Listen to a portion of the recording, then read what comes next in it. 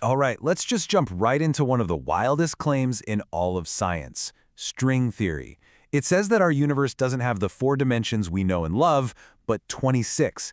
Now, I know that sounds completely made up, like something out of a movie. But today, we're going to follow the mathematical breadcrumbs step by step to see exactly how physics forces this incredible idea upon us. So yeah, that's the big question, isn't it? Why 26? It's not some random number physicists just picked because they liked the sound of it. Nope. It actually falls right out of the math when you demand that the theory of a vibrating string makes basic logical sense. Our whole investigation starts with just one equation. Okay, here it is. This is the heart of the mystery. This formula tells you the mass of a particle based on how a string is vibrating. You can think of it just like a guitar string, different notes, different vibrations. Well, here, they correspond to different particles. But right away, the physicists who cooked this up hit a snag. See that little A in there? It's a placeholder, a fudge factor, some kind of quantum correction they knew had to be there, but they had no idea what its value was. And until they figured that out, the whole theory was basically useless. So where do you find the answer to A? Well, the clue comes from a place you would never, ever think to look. It comes from one of the most bizarre and, frankly, unbelievable results in the entire history of mathematics. You're reading that right. This is from a letter by the legendary mathematician Srinivasa Ramanujan. He claimed, with a straight face, that if you add up all the positive whole numbers, 1 plus 2 plus 3 plus 4, and you just keep going forever, the answer isn't infinity. It's negative 1/12. Now that sounds totally bonkers. But here's the crazy part. The universe seems to agree with him. See, this isn't just some mathematical party trick. This wild sum actually describes something real and measurable. It's called the Casimir energy. It's the energy of empty space. Quantum mechanics tells us that a vacuum isn't empty at all. It's this boiling, bubbling sea of quantum jitters. And when you try to calculate the total energy of all those jitters, you have to use this weird sum. So how on earth do you add up an infinite number of things? Well, physicists have this toolkit called regularization. It's a really clever, mathematically sound way of taming infinity. You sort of gently massage the equation, you find the parts that are blowing up to infinity, and you carefully subtract them out. What you're left with is a single, finite number that actually corresponds to the thing you can measure in a lab. And that number, the physical, meaningful part that's left over, is negative 1/12. This number is real. It shows up in the real world. And it also shows up in the physics of a quantum string, representing the sum of all its possible wiggles and vibrations. And just like that, we have the solution to our first puzzle. That Casimir energy, the energy from all the quantum jitters of the string itself, is exactly what our mystery constant A is. It wasn't a fudge factor at all. It was the fundamental energy of the quantum vacuum. We found it. Our mass formula is finally complete. So we have our formula. We fixed it using one of the deepest results in mathematics. It's time to take this thing for a spin. But what we find is a ghost in the machine, a result so catastrophic it nearly killed string theory before it even got started. Let's ask the simplest possible question. What's the mass of a string in its lowest energy state, the ground state? This is a string that isn't vibrating at all, it's just sitting there, perfectly still. So we take our brand new, shiny formula, plug in the numbers for this ground state, and, we get a big, big problem.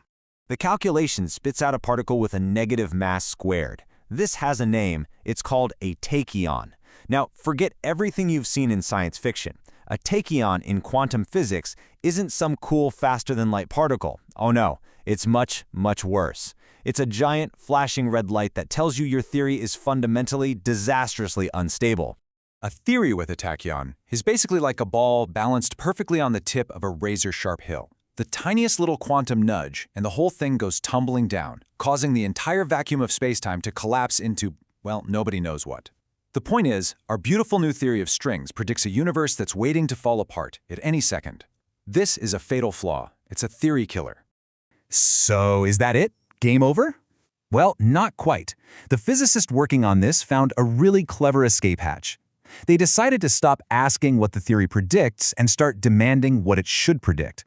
They looked at the next level up, the first vibration, and said, look, if this theory is going to describe our universe, it absolutely must contain a particle we already know exists. So how do we save this thing from its own instability? Well, the answer isn't in that disastrous ground state. It's in the first excited state, the very first note that the string is allowed to play. So physicists made a very simple but very powerful demand. We know light exists, right? And we know light is made of particles called photons, which have exactly zero mass.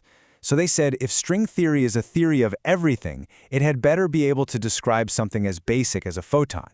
So they took the mass of that first vibrating string state and just forced it to be zero. They just set it to zero in the equation and looked to see what would happen. And making that one single demand, that a massless particle must exist, acts like a lock and key. It forces a powerful constraint on the whole theory. When you set the mass squared to zero, you suddenly find that another piece of the equation is no longer free. It gets locked into one very specific value. And that piece of the equation is d, the number of space-time dimensions. The math says it has to be exactly 26.